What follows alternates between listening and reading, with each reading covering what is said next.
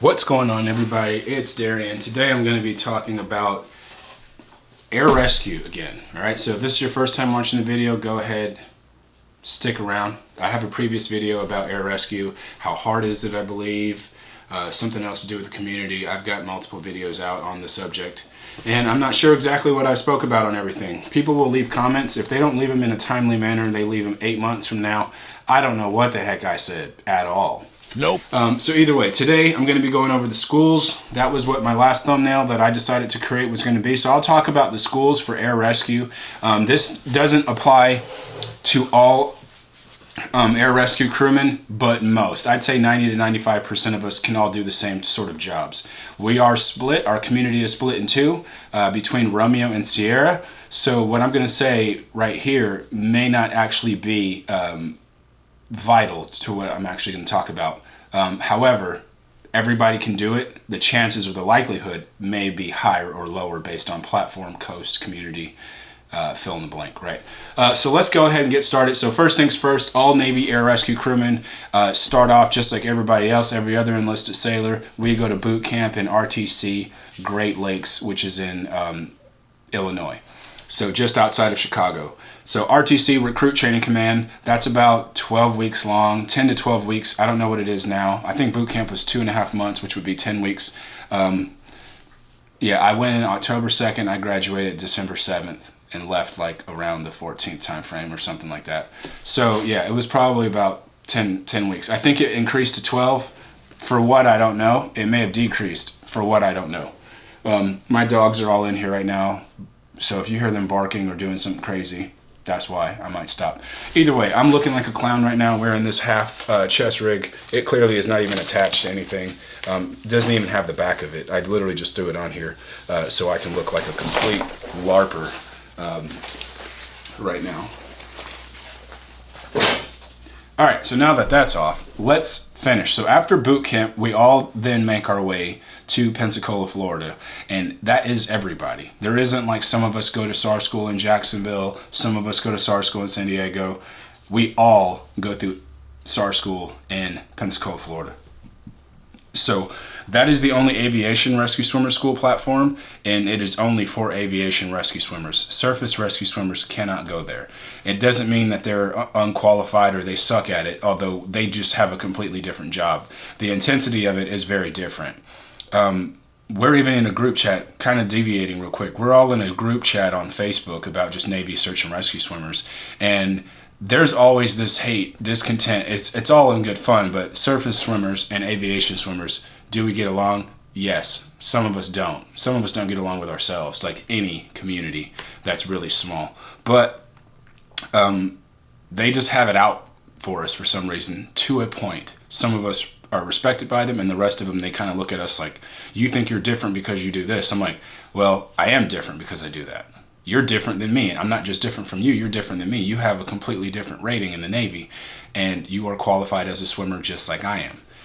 My job is still to be a naval air crewman first. I am a designated and or qualified rescue swimmer. So I hate the beef that we have between each other, and they'll say like we have fat people who come in for refresher training and they fail, and it's always some chief, some old dude, which I can't stand those dudes in the Navy anyway. I don't give a damn what rate they are. I've seen some out of shape people in every platform, and I mean every platform, and I'm not impressed. So either way, we go to Pensacola to do aviation rescue swimmer school. From what I've heard in some of the comments in previous videos, some people go through aviation rescue swimmer school first, and then they go through Naval Aircrew candidate school. I think that's stupid, but I'm not there. I'm not the brains behind that to figure out why. Aircrew school is definitely easier when it comes to the physical demand than aviation rescue swimmer school. It also gave those students a time to get comfortable in the water a little bit more. So when they went down to SAR school, if they couldn't cut it then, they were definitely not fit for the job. But to say you go from boot camp, from just marching and, folding clothes, to instantly getting chucked in the pool and getting yelled at, screamed at, and expected to perform, hey, maybe that's it. Maybe that's the pressure some of these kids need these days, but that's not normal, at least not when I went through. So Pensacola, you're going to be there for at least 6 to 8 months possibly, or more, depends on your age. If you are over the age of 18, you're probably 21 or older, you have debt, credit, whether it's good or bad, doesn't matter. You may be on legal hold longer than the 18-year-old kids who haven't established any credit in their lifetime. They kind of breeze through the pipelines now faster than those who are older, who, they're still determining whether or not you can get a top secret clearance. So if you have tons of debt, you will probably be most likely, statistically, to sell off any sort of secrets or information in the hopes of getting out of debt. So a lot of 18-year-olds breeze through it faster than a lot of the older cats. So think about that too. Unless you're a fleet returnee, that's different. So once again, 4 weeks. Naval Aircrew Candidate School is 4 weeks. Those aircrew instructors, nothing against them either, they are all air crewmen. They have all flew, but none of them are your actual instructors. They're more class proctors. They're not really teaching you anything. They just drive a bus or march you to a place where someone else teaches you. And for the majority, that school is all water survival, aviation physiology, all that other stuff. Understanding how flight affects the human body and human performance when it comes to flight. So that's where you get all of your initial qualifications to do helo dunkers, hypoxic chambers, stuff like that, initial flight gear issue, all of that. We all go through the same schools. No matter if you're a pilot or an air crewman, it's not called the same thing. Pilots are obviously not air crewmen, although they are part of the air crew. So that's that. So Pensacola A School, that's 4 weeks long. And then from there, if they changed it back to what it was, you go march down the street to Aviation Rescue Swimmer School, and it's probably not even a mile. It may be a mile, but I don't even think it's a mile away.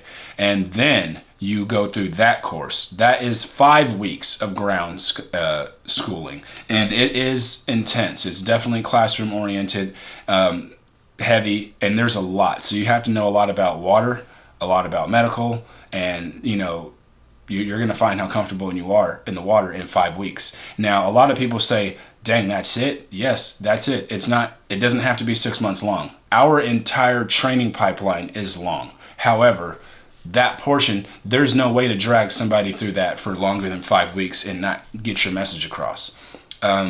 We definitely start off, it still sucks as a student, but you start off slow, and eventually it gets a lot more intense as you continue to progress throughout the weeks.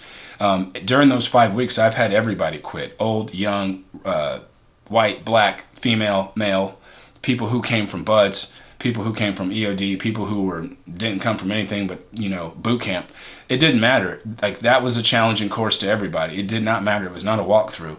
As a matter of fact, there was a prior dude, I think I said in a previous video, who left the teams, or SDV something. He was a prior team guy. Left that community, I think not on his own. I think he kind of got forced out of the community. But when he went through all of the schools, he still said it sucked. He's like, yeah, like all of these trainings, regardless of how long they are, they still suck. So that's, you know what I mean? It's just, that's the difference. Yeah, so once you do that, then you're going to go ahead and once again, stay in Pensacola, Florida. You will go through a school. That's what the Navy is called advanced schooling. Anybody who has a rating has to go through an advanced schooling, or A school we call it. That is the same thing as an MOS, or military occupational specialty, in like the Marines or the Army and things like that. We have a rating, they have an MOS. We still have the same sort of thing. So most of our NECs and ratings are still 4-digit codes, but we don't go by that code. We just say, I'm this, I'm that. I'm a corpsman, I'm a yeoman, I'm an IT specialist, whatever. Or we do naval air crewman, helicopter, naval air crewman, acoustic, naval air crewman, in-flight technicians or flight engineers. All of that stuff. So you're going to go through A school. For AWS, if I'm not mistaken, it's 6 weeks long. And at one point, it went away. But it was 6 weeks long, so it's very, very quick. You don't have to know much. You're going to learn everything about basic flight. Slats, flaps, rotor blades, props, jet engines, all the different things about aviation. My dog's already starting to puff his chest a little bit. Naples, shut up. So either way, you're going to learn that for 6 weeks. You're going to learn about the first aircraft, in the world, the first aircraft in the Navy, the first time that we've landed on aircraft carriers, turning points in the war. You're just going to learn about naval aviation as a history first. It does not matter. And then from there, you're going to learn a little bit more specifically to our rating. You're going to learn a little bit about vertical replenishment and the purpose behind it, naval special warfare or special operations support for any other crew, search and rescue. You're kind of going to get an understanding of why it came to be. Somebody had an idea and it turned out to, eventually the missions that we do now. From there, from Pensacola, you will leave and you will go to one of two places or three places right now. It was four. I think now it's just two. Aviation rescue swimmers and search and rescue corpsmen only, from what I'm speaking of right now.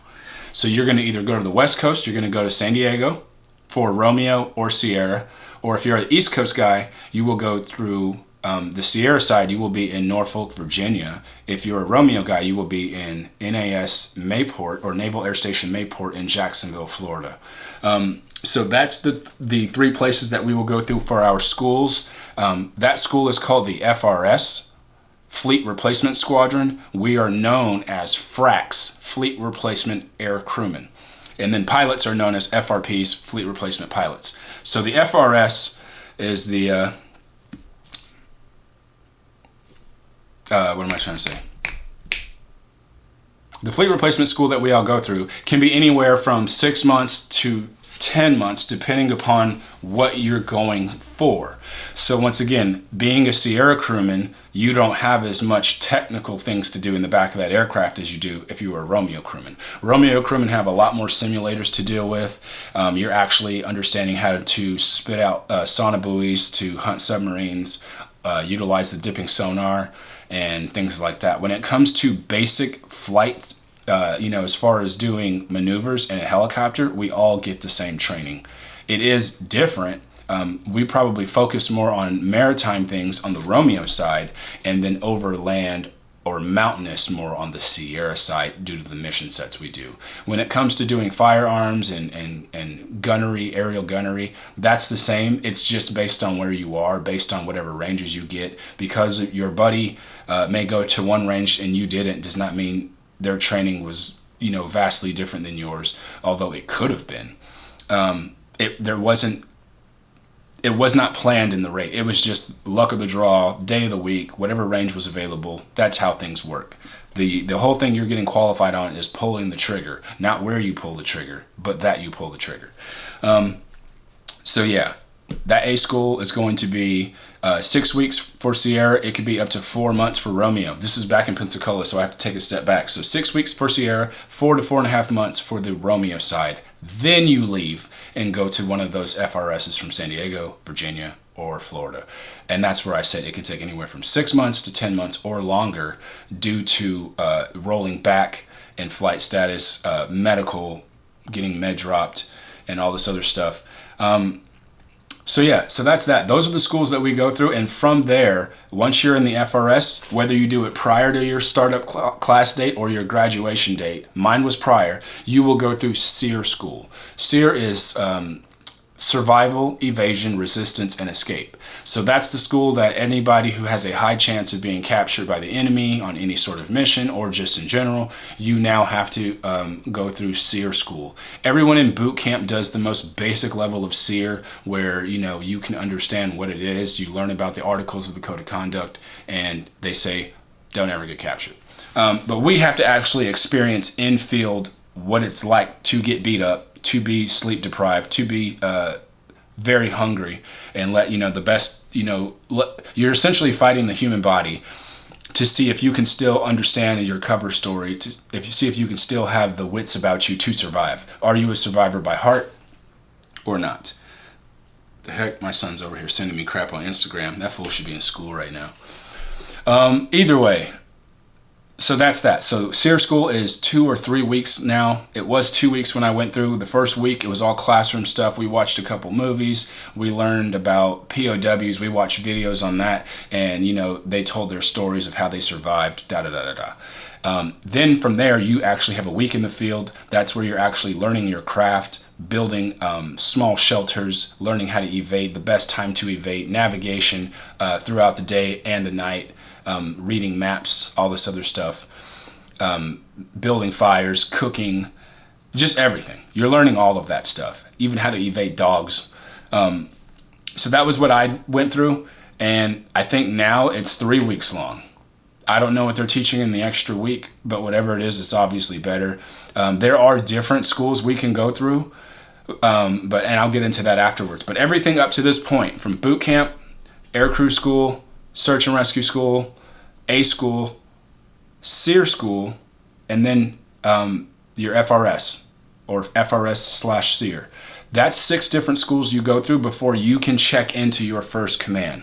So your first command, then from there, that's where most of the schools can open up based on where you are. Now, like I said before, not everybody has the same community. Nope.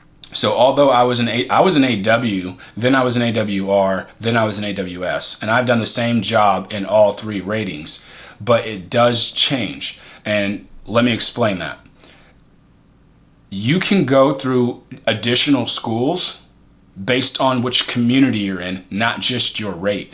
So if you are in a carrier, like if you're in a CAG squadron, we call it a carrier air wing squadron, you are going to deploy on an aircraft carrier. Whether you are Romeo or Sierra, you will deploy on an aircraft carrier with the rest of the air wing, all of the jets, the tankers, and stuff like that. Your primary job is to support that air wing and support the ship.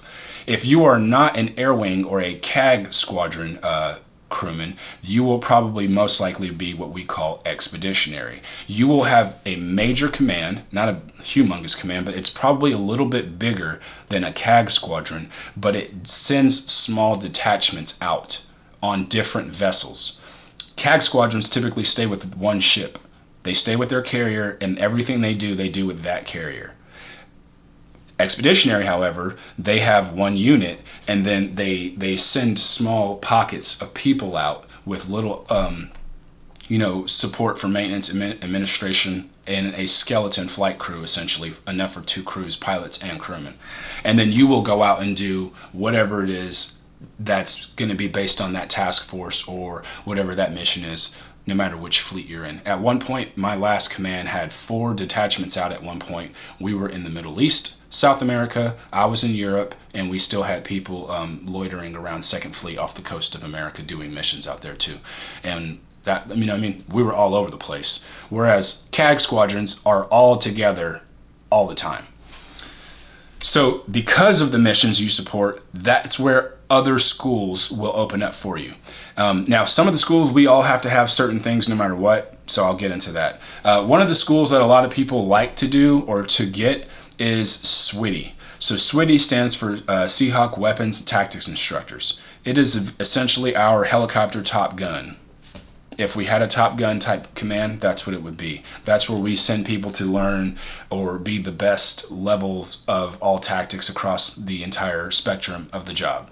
They are supposed to be weapon experts when it comes to small arm weapons, crew serve weapons mounted to the aircraft, and tactics.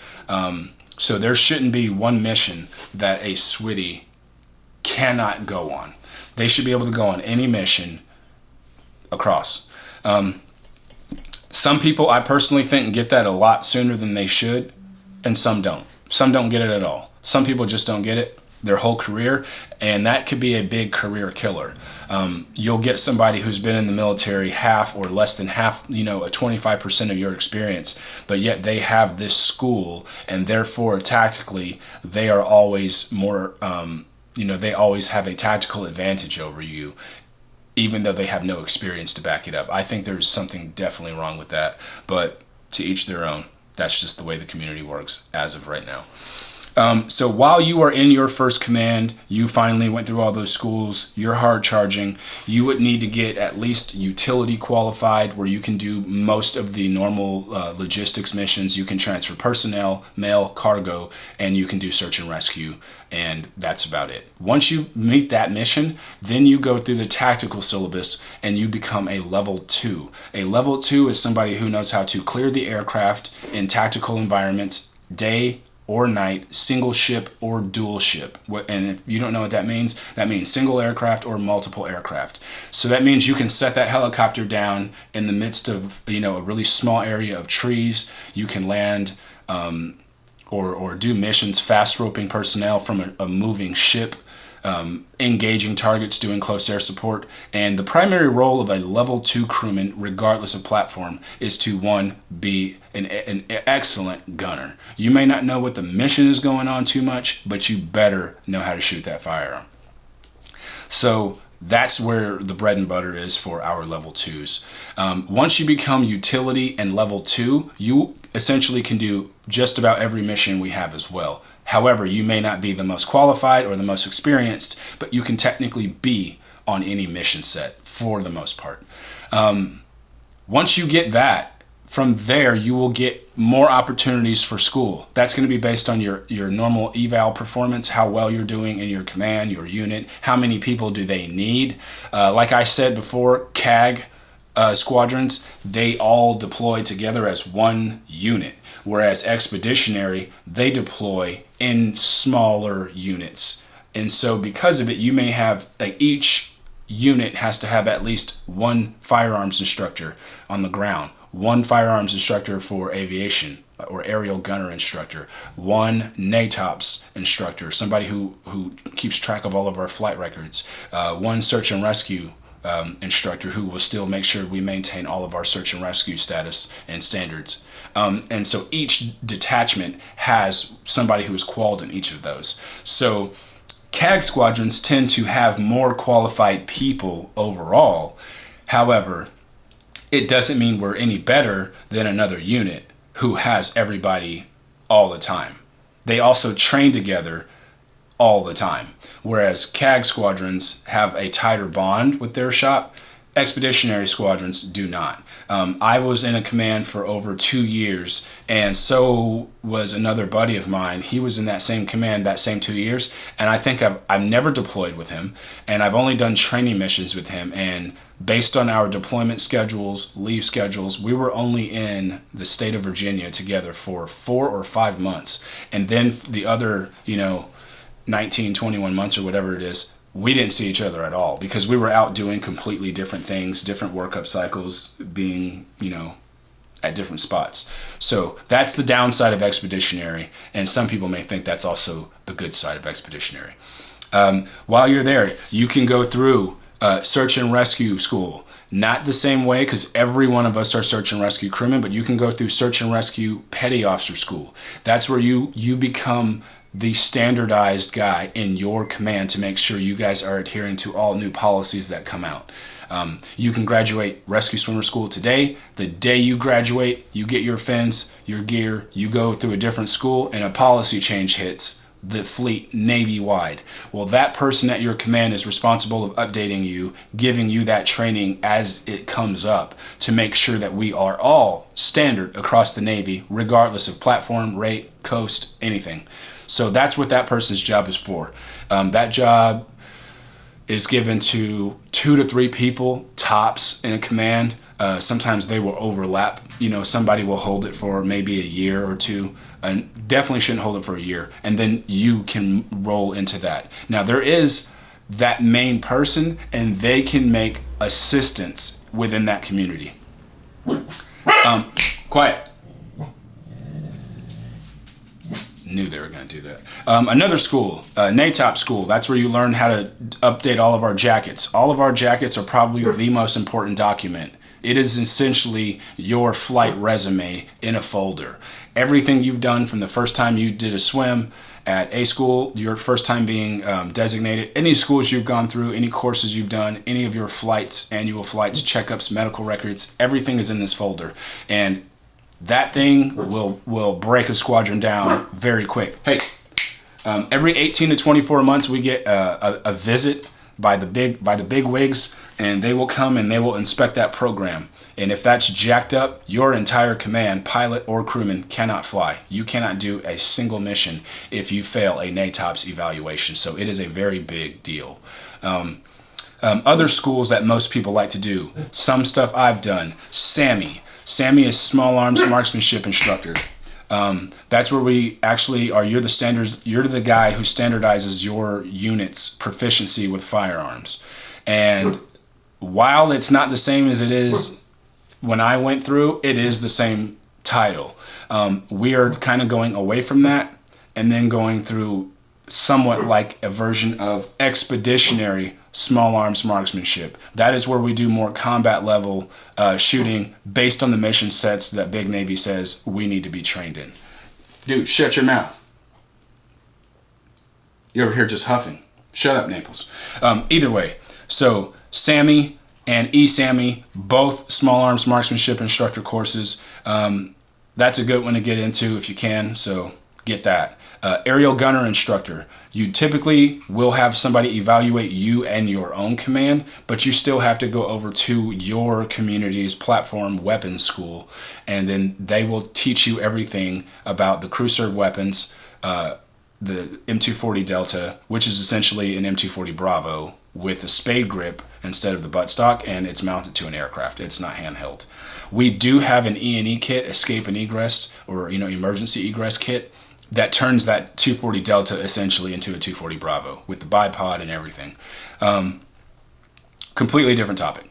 And the GAU 21. Some of us will shoot the GAU 17, which is a minigun. That is community specific. That is not rate specific. That is community. We did have some special operations specifically support squadrons where they shot the minigun and as their primary weapon system and nothing else. What else? You can go through rappel school. As a matter of fact, a buddy of mine, he was going through rappel school on my very last flight. So as I was doing my very last flight ever in the Navy, he was actually fast roping, and it was just like basic roper. Fast roping, rappelling, and I think there's something else. It might have just been fast roping and rappelling out of the same helicopter I was in. And that is something that not too many of us have done, but we are starting to become that. And the reason for it is the missions, once again, have grown throughout history.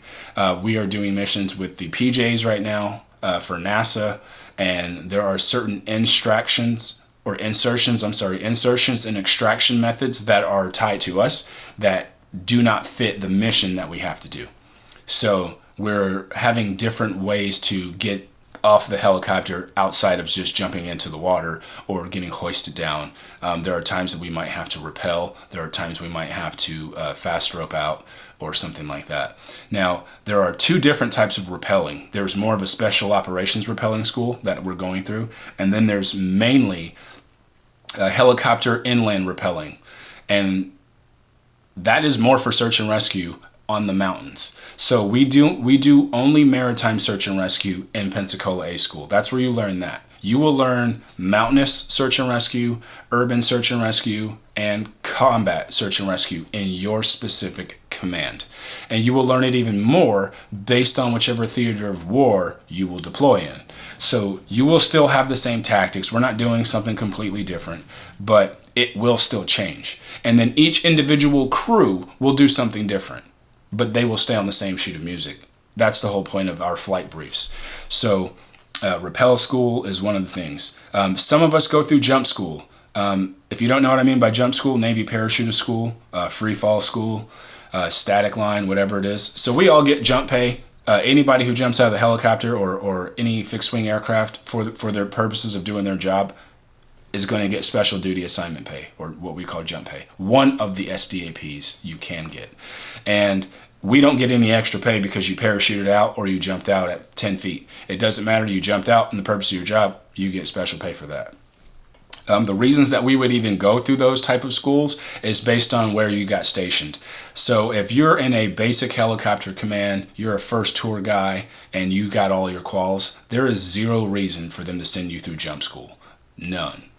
But if you go for follow-on orders and you go to an NSW command and do NSW support, you may go through jump school.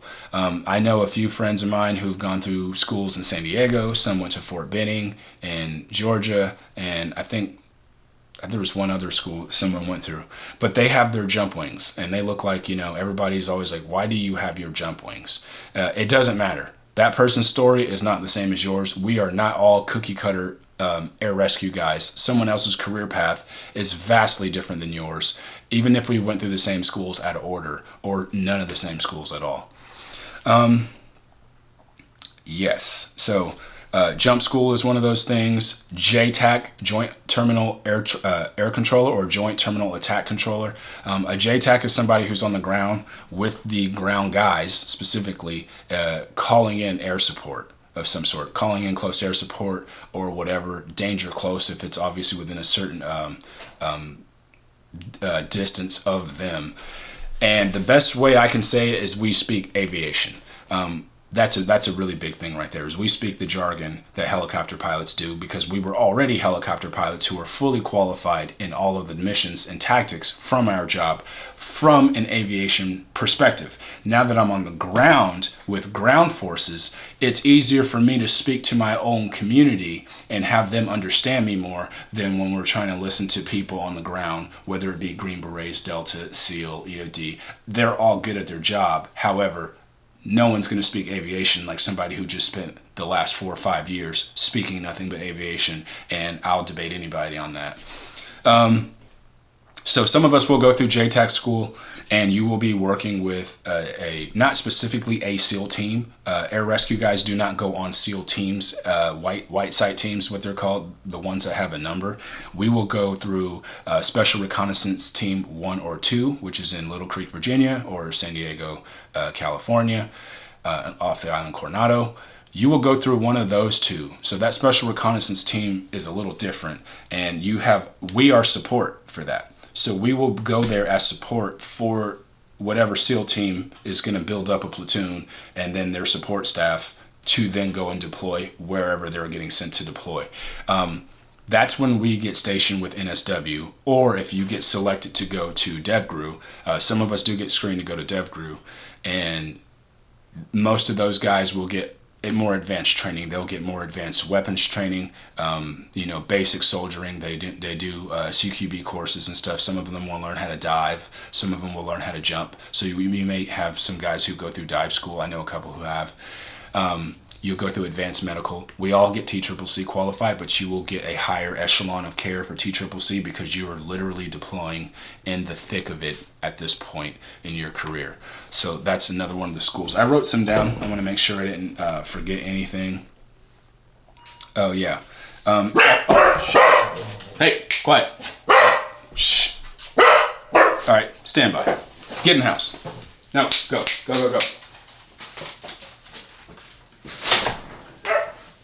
Dang. Anyways, all right, so UAS or UAV school, some of us learn how to fly the UAV, so we will be UAV pilots. Same thing, you're going to be support, you're going to be with an NSW command, and you will deploy with them, and you will fly 3 to 4 different platforms of UAVs and drones, and essentially just be a big recon asset for them. Once again, you speak aviation, you're looking at things from a bird's eye view, and you just feel probably a little bit more comfortable in your element. Other schools that we've gone through, airborne countermeasure or anti-mine countermeasure school, that's learning how to find submarines. Mines. I don't know why I said submarines. That's learning how to find mines. So MCM is just mine countermeasure. A lot of people do MCM missions. EOD does MCM missions. AMCM is just the airborne version of MCM, and we use our helicopter to fly with different things, sleds, and things that will give us big magnetic anomaly detections to find out if there are mines in the area. And that's a school that no one else has outside of the handful of people who were granted that school. Their job is still to fly in the aircraft first, but then they have a completely different assignment attached to their set of orders. Other ones are to be a payload operator on a small helicopter, an MQ-8. We have the Bravo and the Charlie. I don't remember which one's better. I don't care. I was never qualified in either one of them. And that right there is where you become the payload operator. So one of our pilots who flies a helicopter will also fly this other helicopter. You guys are doing this all from like a Connex box type thing, air-conditioned Connex box with a headset and video equipment.